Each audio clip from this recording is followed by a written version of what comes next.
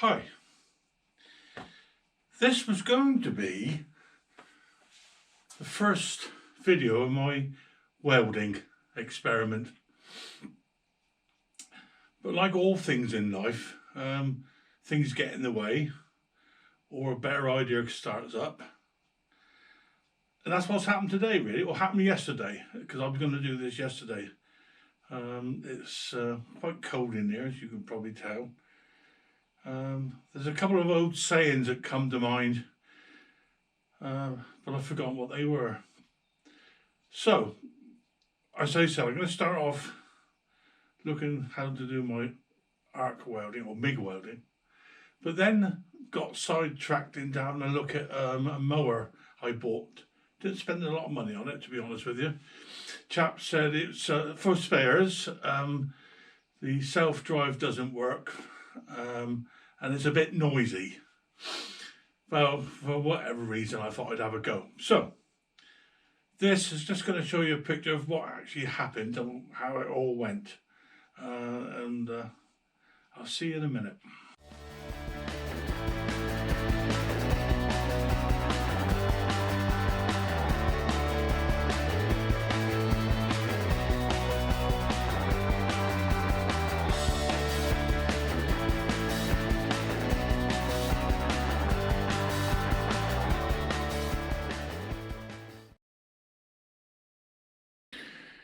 So I managed to get the motor out.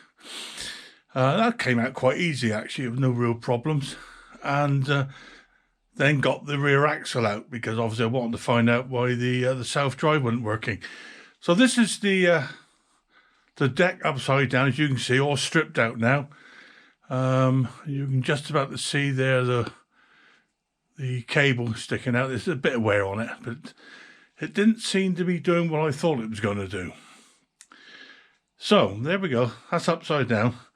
Let's now have a look at what we found. So, first things first. I found out what caused the belt to break. And as always, and I hope you can see all this, that's the guard.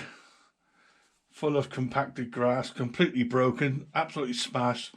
No good to man nor beast. Fair enough, I thought. There'll be no problem at all.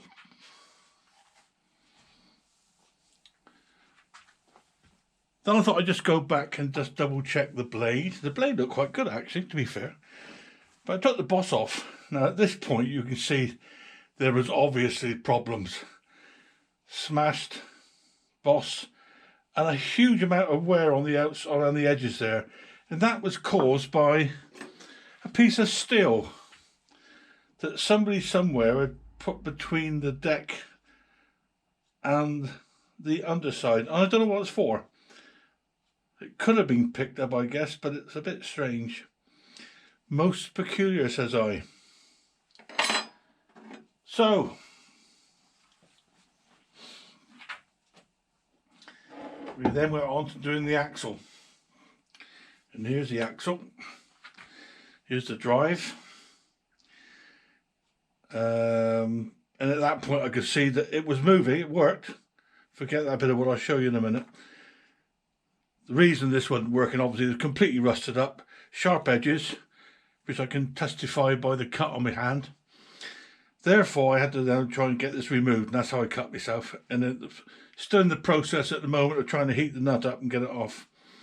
So I turned my attention to the motor. So I checked for compression. That was good. In fact, I did start it before I did all the work. And then just started to have a general look at the motor. I'm always being told just to check things step by step. So I drained the oil. Then I thought just check to make sure that the crankshaft's okay. And lo and behold, the crankshaft is bent, which you'd expect when you see this sort of damage. And I could probably show you actually, but it's a bit cock-handed. But it is definitely bent, and basically the motor is a write-off. But I really want to show you, as much as anything else, is how this thing actually ever ran. I'll turn it around, and I'm hoping you'll be able to see all this, just how bad a situation. Now I've cleaned this up. look at the amount of grass and muck and all the rest of it in there. God only knows how it worked.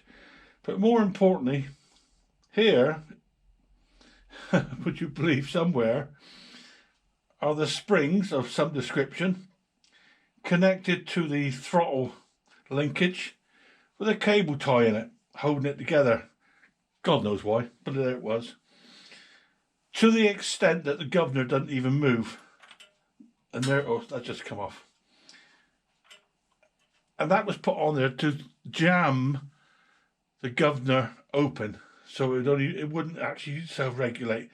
Somebody's been in there, obviously, and had a play, to the extent that that motor is completely written off now. There's the air filter. Well, that speaks for itself, I guess. Well, you can see the mess it's all in. All in all, I bought a pup. Now that pup cost me £10, which is not a huge amount of money. I'm guessing I can probably sell a few bits and pieces, maybe the axle. I even thought about trying to repair the axle or making this a push drive. But frankly, I'm not sure I can even be bothered. The guy was fairly honest, to be fair, but there we go. Not a good day, as he said. Not a good day at all. Not a particularly successful day, but hey, we've had worse, and no doubt a learning curve. I now know that there's only 2 PK screws that hold that axle, for instance. Doesn't seem very good to me, a good idea. And they're screwed into plastic, which is quite surprising actually, because these mowers are not cheap. They're about £400 when they were brand new. But hey, I've enjoyed myself. It kept me out of mischief. Well, most of the time anyway. I hope you've enjoyed it. If my photography is not particularly good, I apologise. I haven't quite got the hang of it yet, and I think I probably need voice control or some such nonsense, I don't know, to turn the camera on and off and be able to get it a bit closer. But there, again, learning curve. So, hopefully see you all again soon. Remember one thing, stay safe, be good. If you can't be good, be careful. And if you can't be careful, call me. And if I make myself, a few bob out of it, then it's been worthwhile. Now the wife's just walked in while I've been filming, so I've got to start all over again. Take the dog. Rosie, go on, out. Come on.